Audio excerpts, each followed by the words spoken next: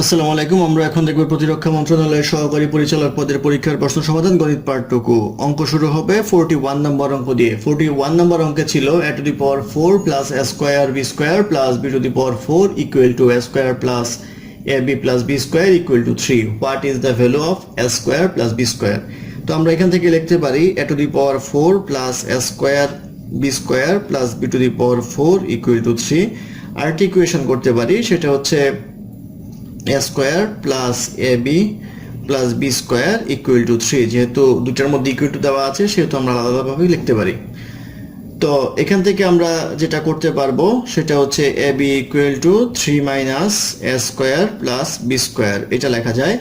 আর এই ইকুয়েশন থেকে আমরা লিখতে পারবো হচ্ছে a square whole square plus 2a square b square plus b square whole square minus a square b square equal to 3, বা এখান থেকে লেখা যায় a square plus b square whole square minus a square b square equal to 3, বা এখান থেকে লেখা যায় a square plus b square whole square minus এটাকে লেখা যায় ab whole square। ab whole square, এই ab এর মান যদি এখানে বসাই তাহলে লেখা যায় 3 minus a square plus b square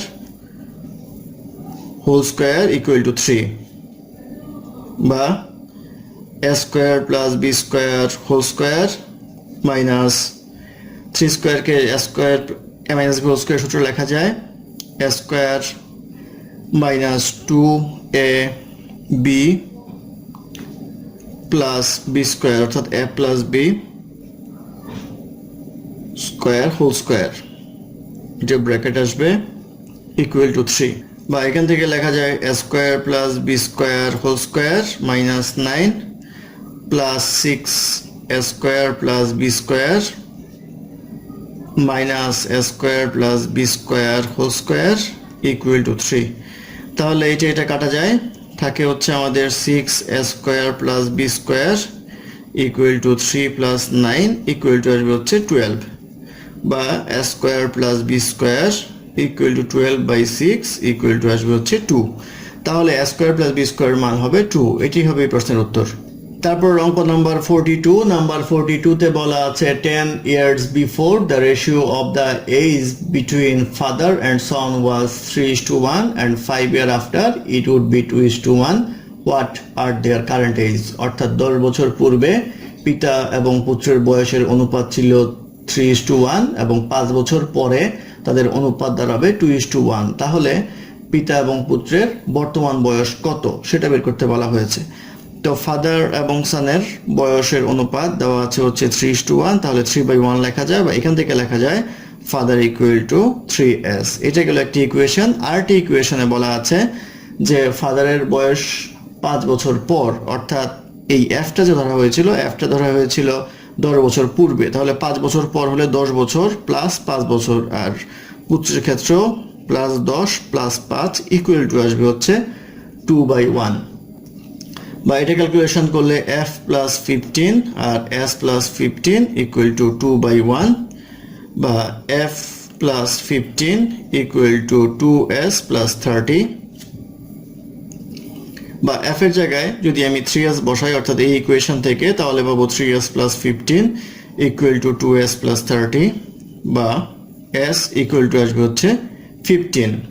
আর এখানে যদি f এ মান বসাই s এর মান, তাহলে 3s, তাহলে 3 ইন্টু 15 ইকুয়াল টু আসবে হচ্ছে 45। এই বয়সটা বের হলো পিতার বয়স 10 বছর পূর্বের বয়স এবং পুত্রের 10 বছর পূর্বের বয়স। আমাদের প্রশ্নে জানতে চাওয়া হয়েছে বর্তমান বয়স কত। বর্তমান বয়স হলে তার সাথে 10 বছর যোগ করতে হবে, তাহলে আসবে 25, এর সাথে 10 যোগ করতে হবে, আসবে হচ্ছে 55। তাহলে পিতার বয়স 55 ইয়ার্স আর পুত্রের বয়স হচ্ছে 25 ইয়ার্স। এটি হবে এই প্রশ্নের উত্তর। তারপর অঙ্ক নাম্বার 43। নাম্বার 43 তে বলা আছে at what rate of profit a principal becomes টাকা 460 with simple profit in 3 years and টাকা 600 with simple profit in 5 years। অর্থাৎ কোন মূলধন 3 বছরে সুদ আসলে 460 টাকা হয় এবং 5 বছরে সুদ আসলে 600 টাকা হয়, সেই ক্ষেত্রে সুদের হার কত এটা জানতে চাওয়া হয়েছে। তাহলে আমরা ধরে নিই প্রিন্সিপাল পি আর 3 বছরের ইন্টারেস্ট 3i ইকুয়াল টু আসবে হচ্ছে 460, আর প্রিন্সিপাল প্লাস 5 বছরের ইন্টারেস্ট এইটা আসে হচ্ছে 600 টাকা। তো এটা বিয়োগ করলে আমরা পাবো হচ্ছে 2 বছরের ইন্টারেস্ট ইকুয়াল টু 140 টাকা, interest equal to 140/2 equal to আসবে হচ্ছে 70। তো ইন্টারেস্ট আমরা পেলাম 70, তাহলে প্রিন্সিপাল বের করা যাবে। এখানে যদি আমরা মান বসাই, প্রিন্সিপাল ইকুয়াল টু আসবে 600 minus 5 interest equal to 600 minus 5 into 70 বা 600 মাইনাস 350 ইকুয়াল টু আসবে 250। প্রিন্সিপাল অ্যামাউন্ট হচ্ছে 250, ইন্টারেস্ট হচ্ছে 70। আমাদের জিজ্ঞাসা করা হচ্ছে ইন্টারেস্ট রেট বের করতে গেলে ইন্টারেস্ট উপরে, প্রিন্সিপাল থাকবে হচ্ছে নিচে, ইন্টু 100 ইকুয়াল টু আসবে হচ্ছে 28%, অর্থাৎ 28% হবে এই প্রশ্নের উত্তর। তারপরের প্রশ্ন নাম্বার 44। নাম্বার 44 এ বলা আছে a plus b equal to minus c and a square plus 2ab plus b square is expressed in term of c.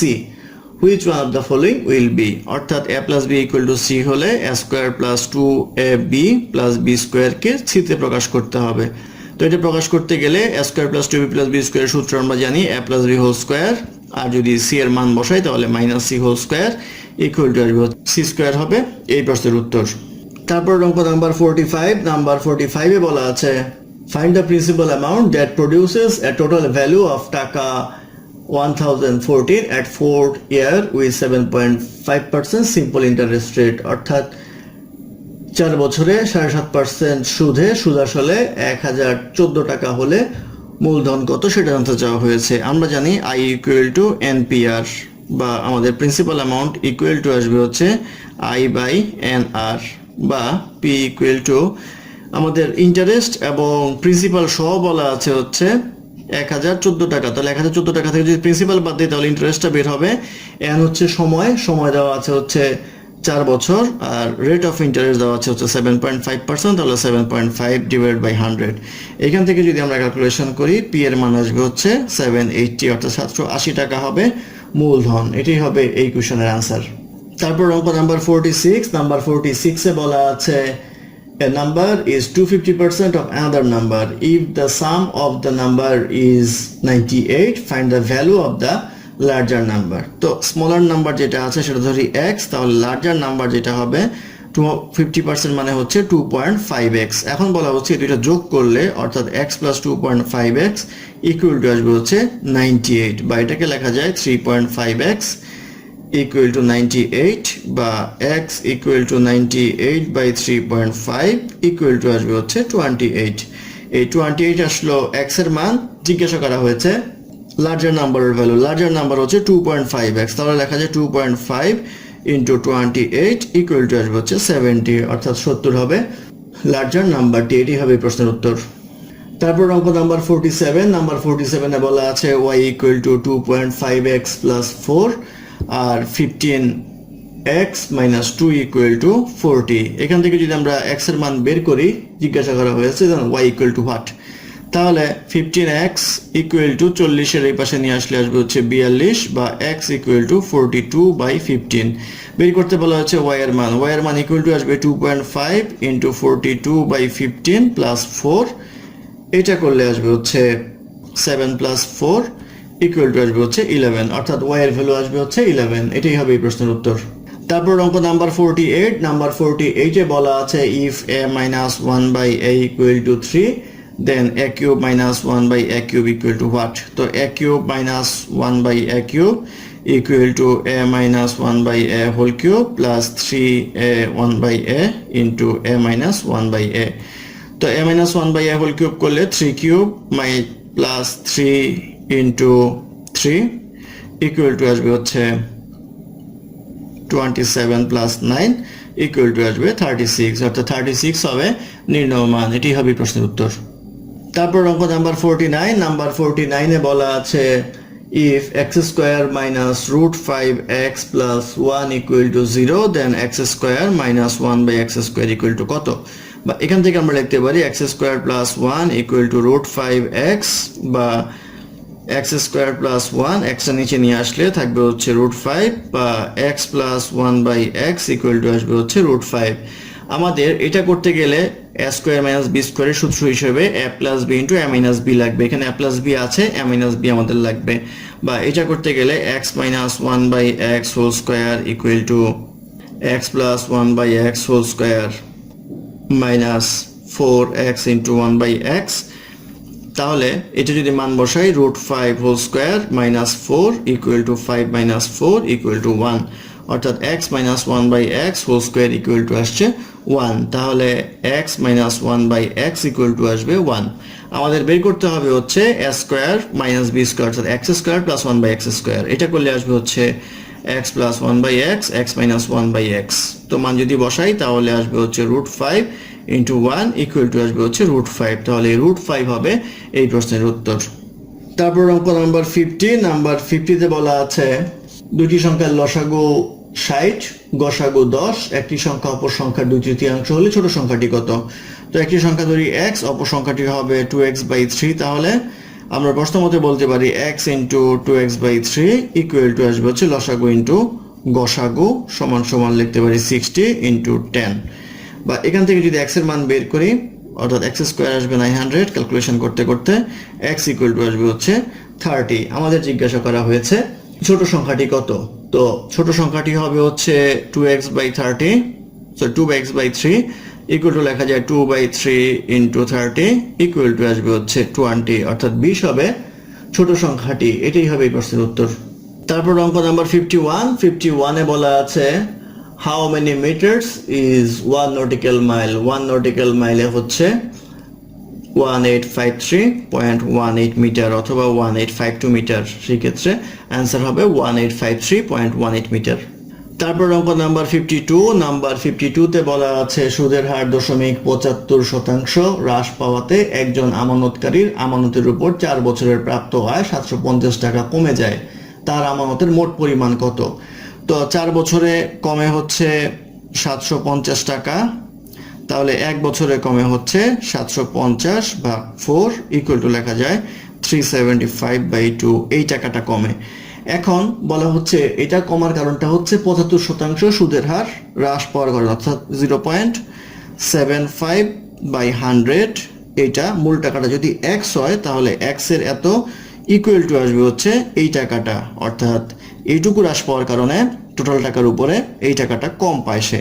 তাহলে আমরা লিখতে পারি x equal to 375 into 100 divided by 2 into 0.75 equal to আসবে হচ্ছে 25,000 টাকা, অর্থাৎ 25,000 টাকা হবে আমানতের মোট পরিমাণ। এটি হবে এই প্রশ্নের উত্তর। তারপর অঙ্ক নাম্বার 53 তে বলা আছে a b c d 4টি ক্রমিক স্বাভাবিক সংখ্যা হলে নিচের কোনটি পূর্ণবর্গ সংখ্যা? এটার উত্তর হবে a b c d plus 1, অর্থাৎ 4টি ক্রমিক স্বাভাবিক সংখ্যা গুণ করে 1 যোগ করলে একটা বর্গ সংখ্যা পাওয়া যাবে। তারপর অঙ্ক নাম্বার 54 এ বলা আছে একটি বর্গাকার জমির দৈর্ঘ্য 20% বাড়ালে এবং প্রস্থ 10% কমালে ক্ষেত্রফল কতটুকু হ্রাস বা বৃদ্ধি পাবে? তো এটা আমরা শর্টকাটে করতে পারবো x plus y plus xy by 100, বলা হয়েছে 20% বাড়ালে এবং 10% কমালে। 20% বাড়ালে 20 আর 10% কমালে -10 প্লাস 20 into -10 divided by 100, এটা করলে আসবে 10 - 2 ইকুয়াল টু আসবে হচ্ছে 8%, অর্থাৎ 8% বাড়বে, বৃদ্ধি পাবে, 8% বৃদ্ধি পাবে। এটাই হবে প্রশ্নের উত্তর। তারপর অঙ্ক নাম্বার 55 এ বলা আছে যদি একটি কাজ 9 জন লোক 12 দিনে করতে পারে, অতিরিক্ত 3 জন লোক নিয়োগ করলে কাজটি কত দিনে শেষ করতে পারবে? তো 9 জন লোক যদি 12 দিনে করে তাহলে এই পরিমাণ কাজ রয়েছে, আর অতিরিক্ত 3 জন নিয়োগ করলে টোটাল লোক হবে হচ্ছে 12 জন। 12 জন করতে পারবে হচ্ছে কাটাকাটি করলে 9 দিনে, অর্থাৎ 9 দিন হবে এই প্রশ্নের উত্তর। তারপর অঙ্ক নাম্বার 56 এ বলা আছে √x + 3 ইকুয়াল টু √x + √3, উভয় পক্ষে যদি বর্গ করি এটা তাহলে আসবে হচ্ছে x + 3, এই পাশে আসবে হচ্ছে x + 3 + 2 √x √3। তো এখান থেকে যদি আমরা মান বের করি এটা আসবে হচ্ছে 2 √x √3 ইকুয়াল টু আসবে 0, বা x ইকুয়াল টু আসবে হচ্ছে 0, x equal to 0, এটি হবে প্রশ্নের উত্তর।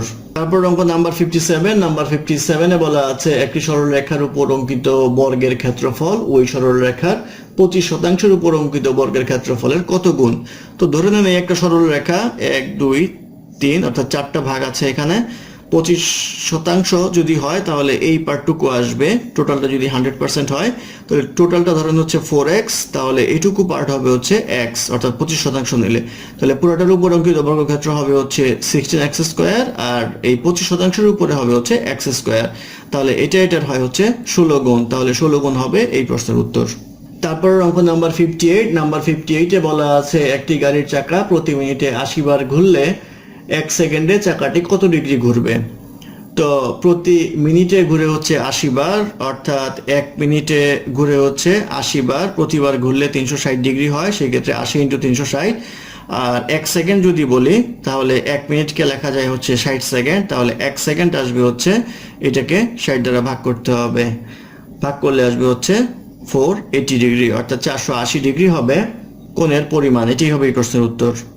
তারপর অঙ্ক নাম্বার 59 বলা আছে log 5 625 ইকুয়াল টু কত। তো এটা লেখা যায় হচ্ছে log বেস 5 টু দি পাওয়ার লেখা যায় হচ্ছে 4, তাহলে 4 log 5 ইকুয়াল টু এটুকের মান যেহেতু 1 সেহেতু মান আসবে হচ্ছে 4, এই 4 হবে এই প্রশ্নের উত্তর। তারপর অঙ্ক নাম্বার 60 বলা আছে 7 to the power x plus 1 equal to 343, তাহলে x এর মান কত, ভ্যালু অফ দ্য x।